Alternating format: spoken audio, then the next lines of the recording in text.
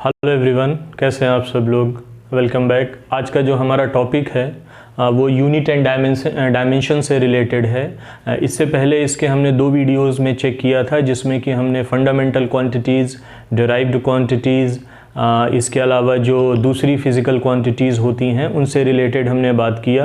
उसके बाद second video में हम लोगों ने किसी भी फंडामेंटल क्वांटिटीज़ जो होती हैं उनकी हेल्प से हम कैसे यूनिट चेक करते हैं किसी भी फ़िज़िकल क्वांटिटी की, राइट।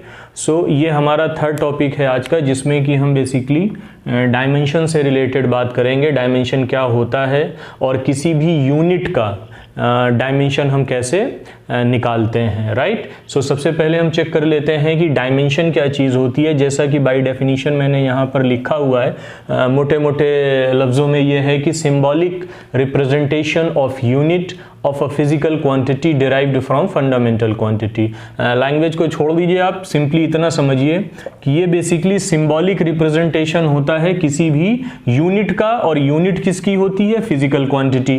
फिजिकल क्वांटिटी कहाँ से निकलती हैं? फंडामेंटल क्वांटिटी से।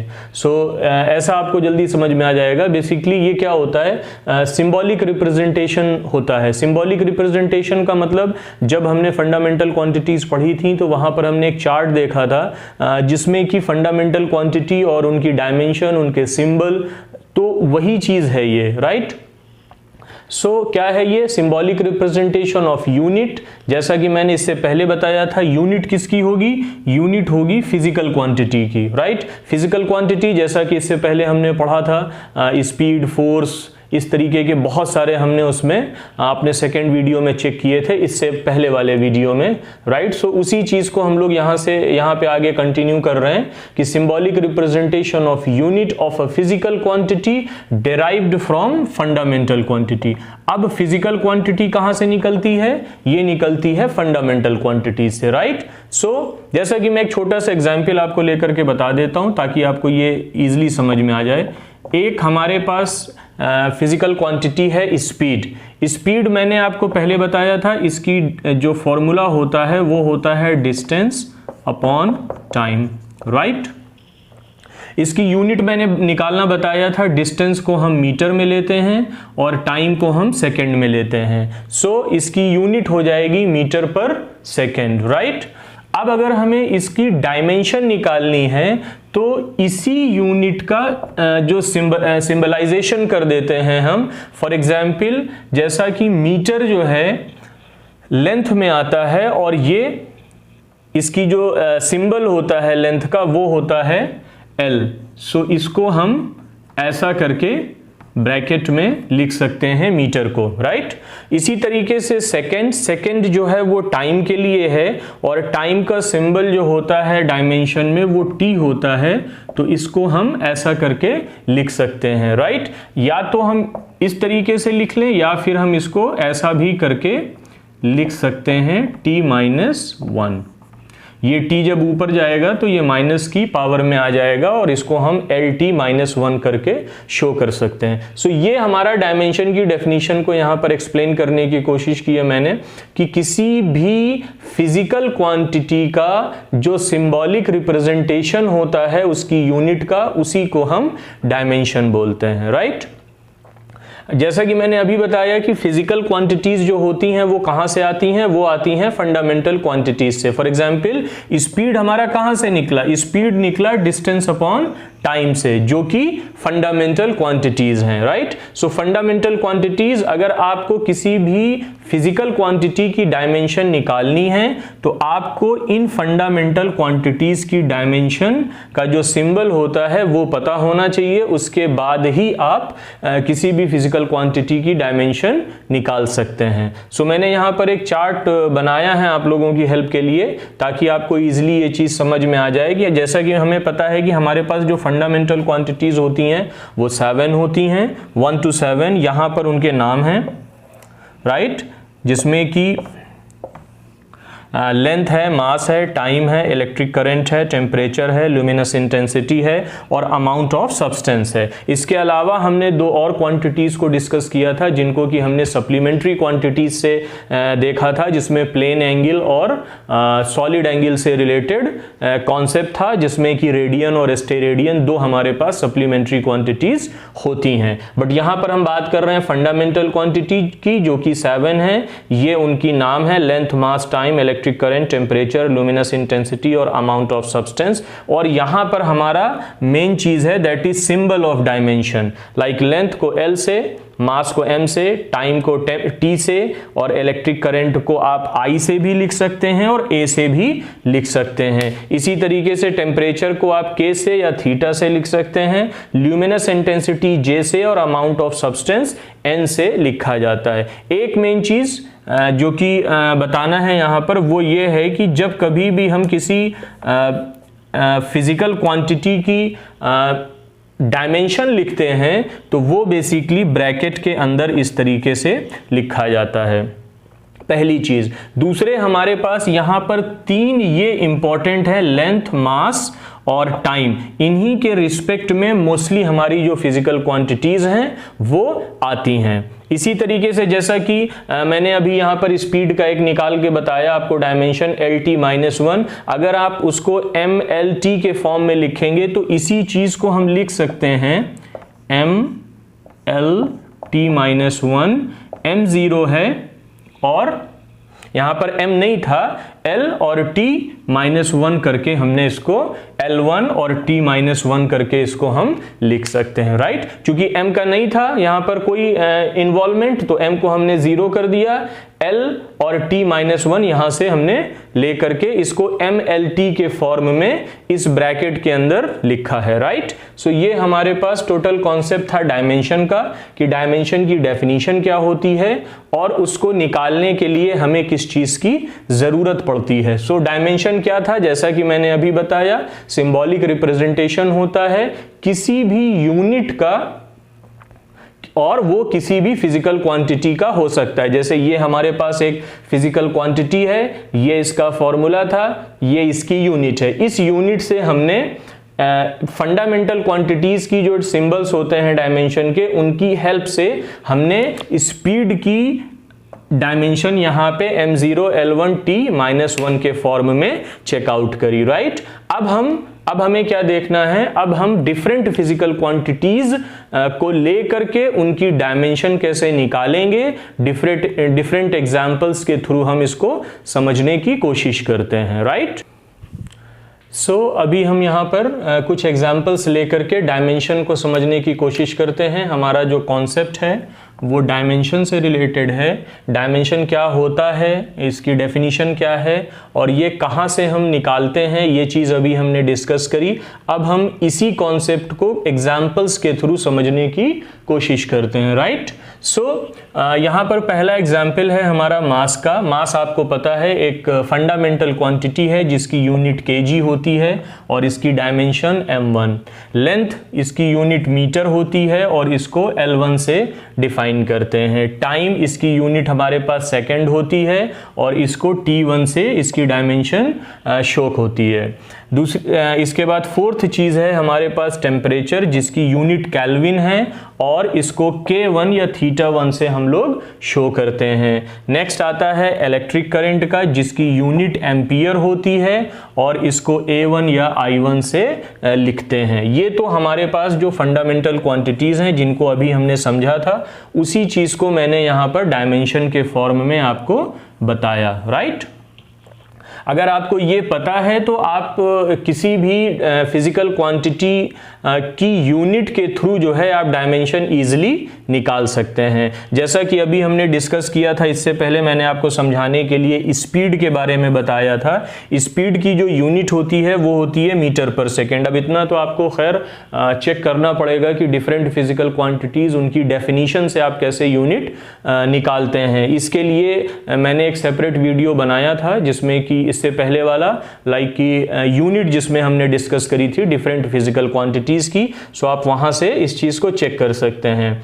स्पीड की यूनिट जो होती है वो मीटर पर सेकेंड होती है। मीटर जो है वो लेंथ के लिए और सेकेंड जो है वो टाइम के लिए, राइट। तो इसको हम ऊपर से लेंथ की जो डायमेंशन है L1 और टाइम की जो डायमेंशन है T1 इस फॉर्म में लिख देते हैं। यहां से ये T1 जो है जब ऊपर हम लिखेंगे तो ये L1 T-1 आ जाएगा। जैसा कि मैंने बताया अभी कि आप इसको MLT के फॉर्म में भी लिख सकते हैं, जहां पर M0 L1 और T की पावर -1 से आप इसको शो करेंगे। इसी तरीके से वेलोसिटी और एक्सेलरेशन की बात करते हैं। वेलोसिटी और स्पीड में जो फर्क होता है, इनकी यूनिट सेम होती है मीटर पर सेकेंड। फर्क क्या होता है कि स्पीड जो होती है वो बेसिकली डिस्टेंस अपॉन टाइम होता है, डिस्टेंस अपॉन टाइम होता है, जबकि वेलोसिटी जो है वो डिस्प्लेसमेंट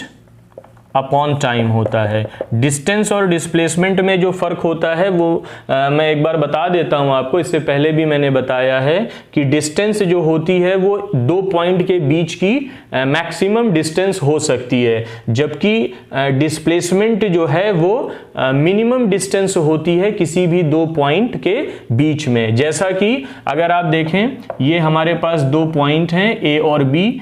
ए से बी जाने के लिए हमारे पास तीन रास्ते हैं यहाँ पर।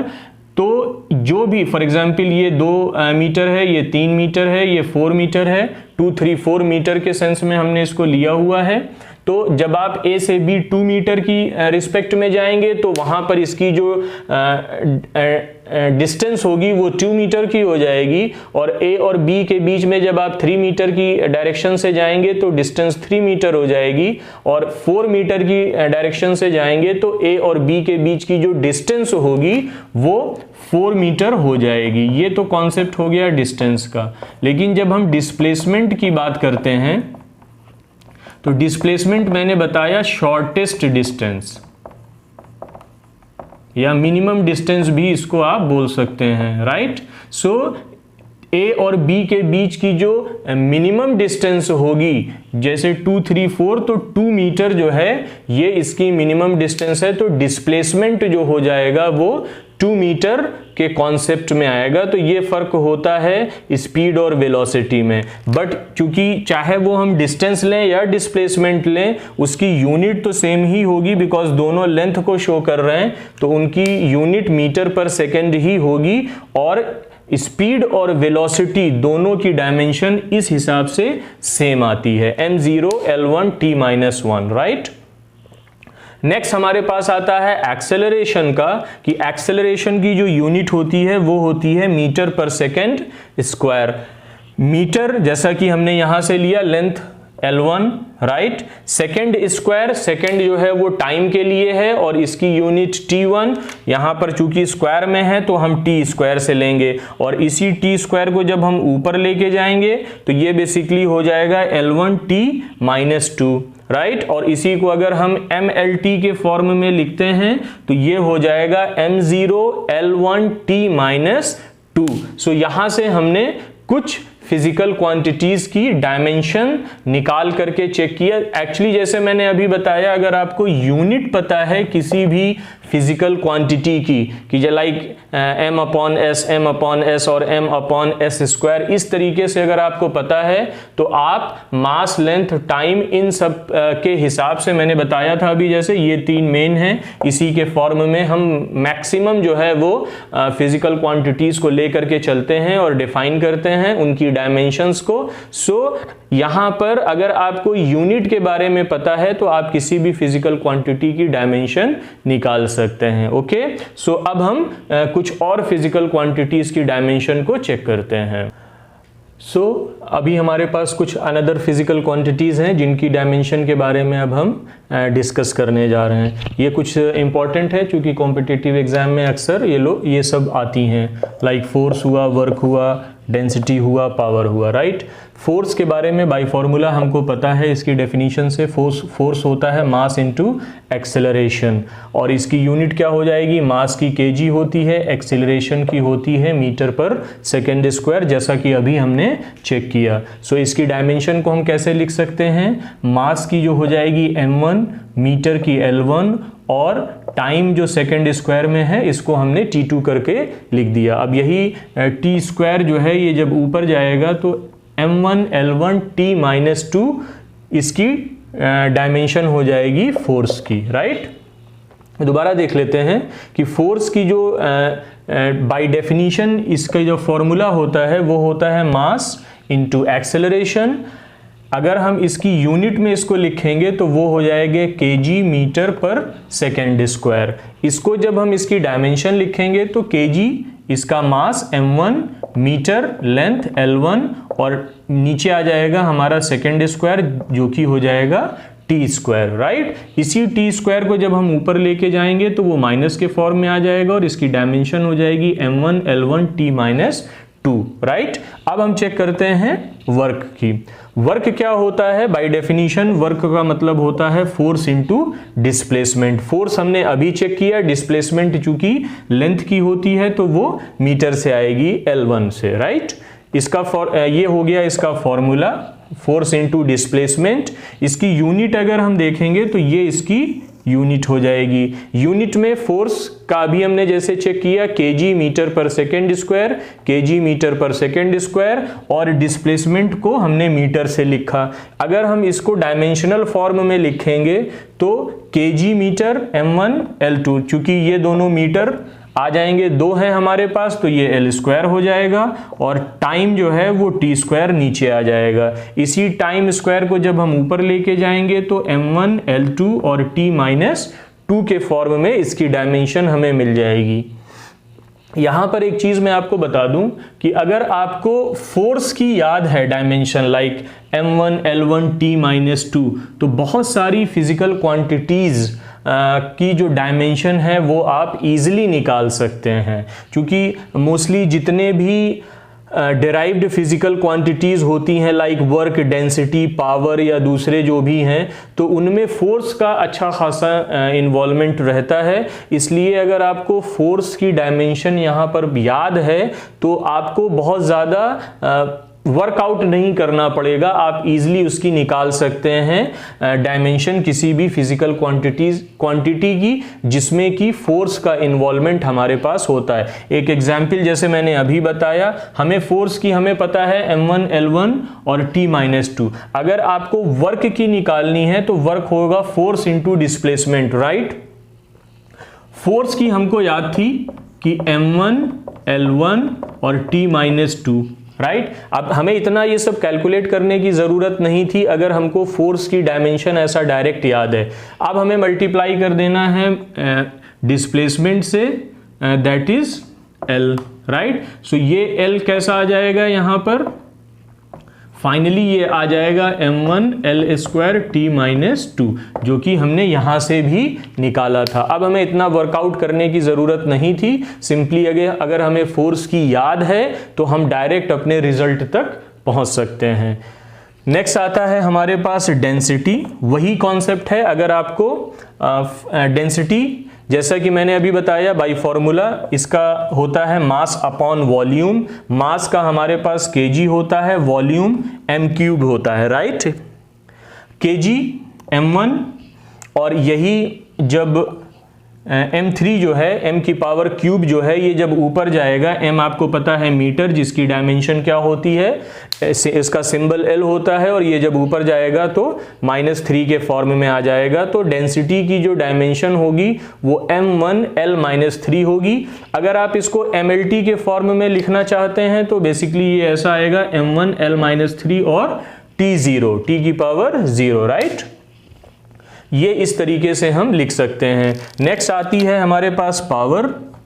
अभी जैसे मैंने बताया आपको, यहाँ पर आप दोबारा देखेंगे कि कैसे फोर्स का इन्वॉल्वमेंट है। यहाँ पर पावर क्या होता है? Work done upon time. Work done क्या होता है ये मैंने अभी बताया, फोर्स इनटू डिस्प्लेसमेंट। अगर आपको फोर्स इनटू डिस्प्लेसमेंट की याद है लाइक m1 L की पावर 2 t की पावर -2, राइट। ये हमारी किसकी थी? ये वर्क डन की हमारे पास वर्क की डायमेंशन है। वर्क डन ये हो गया, और टाइम जो है आपको पता है t1। अगर हम पावर की बात कर रहे हैं तो वर्क डन अपॉन टाइम। अब यही टाइम जब ऊपर जाएगा तो ये पावर में आ जाएगा m1 L2 और t की पावर -3, राइट। m1 L की पावर 2 t की पावर -3। अगर आपको यहाँ से आपको ये समझ में आ गया होगा। अब हमने यहाँ पर इतना निकाला इसको, बट अल्टीमेटली रिजल्ट हमारा सेम आया। ये तब हुआ है जबकि हमें फोर्स की पता थी, और अगर फोर्स की आपको याद है तो बहुत सारी फिजिकल क्वांटिटीज की डायमेंशन जो है वो आप बहुत इजीली जो है वो निकाल सकते हैं, राइट। सो ये हमारे पास डायमेंशन थी फोर्स, वर्क, डेंसिटी और पावर की। अब देखते हैं कुछ दूसरी फिजिकल क्वांटिटीज की dimension. So here comes our another physical quantities जिनके बारे में हम डायमेंशन को चेक कर रहे हैं। यहाँ पर हमारी जो नेक्स्ट क्वांटिटी आती है physical, that is momentum. Momentum क्या होता है? Momentum by formula mass into velocity होता है। मास आपको पता है केजी, और वेलोसिटी अभी हमने चेक किया था मीटर पर सेकेंड। सो यहाँ से इसकी डायमेंशन आपको पता है कि मास जो है वो m1 मीटर L1, और जब ये सेकेंड ऊपर जाएगा तो वो T1 यहाँ पे T-1 से लिखा जाएगा, राइट। तो मोमेंटम की जो डायमेंशन हो जाएगी m1 L1 T-1 हो जाती है। नेक्स्ट आता है हमारे पास प्लेन एंगल। प्लेन एंगल आपको पता है, मैंने फंडामेंटल क्वांटिटीज जब चेक कर रहे थे तो वहाँ पर हमने बात की थी कि हमारे पास दो सप्लीमेंट्री क्वांटिटीज आती हैं, जिसमें से पहली आती है प्लेन एंगल और दूसरी आती है सॉलिड एंगल के लिए रेडियन और स्टेरेडियन, राइट। हम यहाँ पर रेडियन की बात कर रहे हैं जो कि प्लेन एंगल के लिए है। प्लेन एंगल क्या होता है? जब किसी टू डायमेंशनल स्पेस में, लाइक ऑन पेपर या किसी ऐसा प्लेस पे जो कि टू डायमेंशनल है, वहाँ पर अगर दो लाइनें आपस में एक दूसरे को जिस पॉइंट पे काटती हैं तो उनके बीच में जो एंगल बनता है that angle is called plane angle. और प्लेन एंगल जो है वो निकालते कैसे हैं? ये जो आर्क बनती है यहाँ पे, arc upon radius, right. So इसके फॉर्मूले के हिसाब से plane angle is equal to हो जाता है आर्क अपॉन रेडियस। आर्क भी मीटर में ली जाएगी और रेडियस भी मीटर में ली जाएगी, और ये दोनों जब आपस में कट जाएंगे तो ये हो जाएगा 0। दैट इज हमारे पास जो इसकी डायमेंशन आएगी वो आ जाएगी m0 L0 और T0।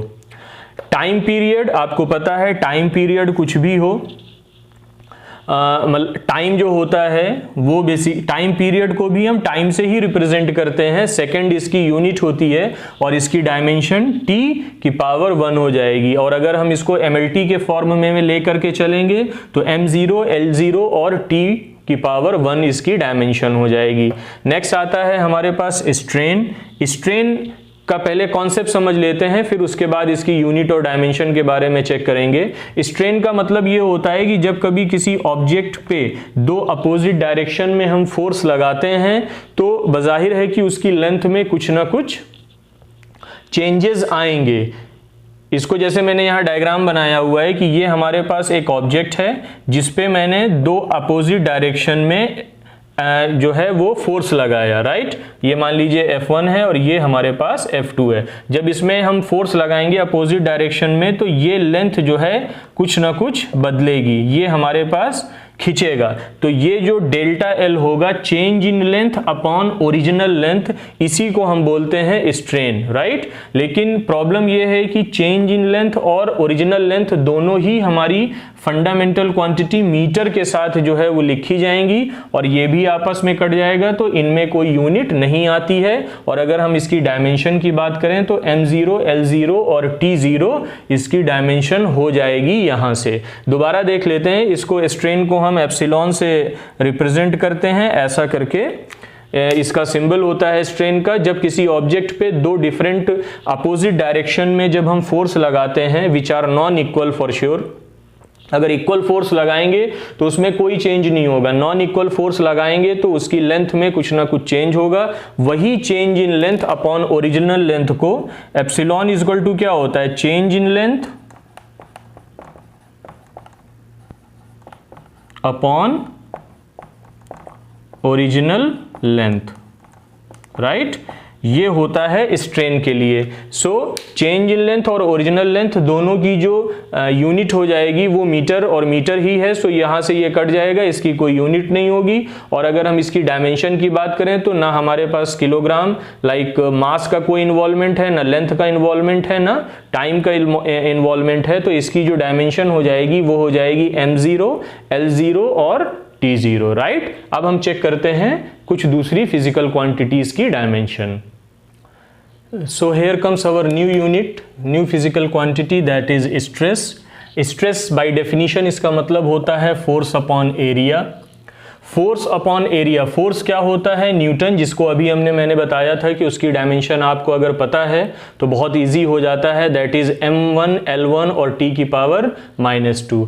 और एरिया जो होता है उसकी यूनिट हो जाती है मीटर स्क्वायर। इसी न्यूटन पर मीटर स्क्वायर को ही हम क्या बोलते हैं? पास्कल। और पास्कल जो है वो प्रेशर की भी यूनिट होती है।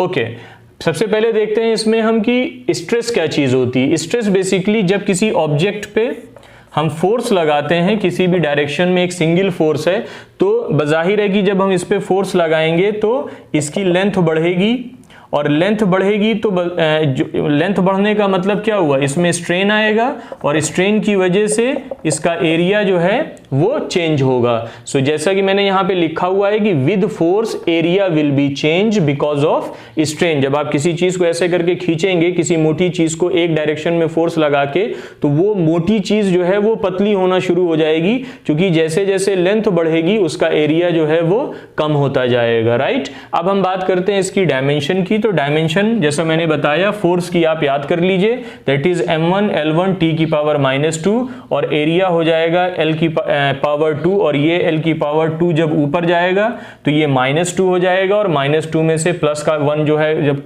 मतलब नेग्लेक्ट हो जाएगा तो ये इसकी पावर आ जाएगी m1 L की पावर -1 और t की पावर -2। ये इसकी डायमेंशन हो जाएगी किसकी? स्ट्रेस की।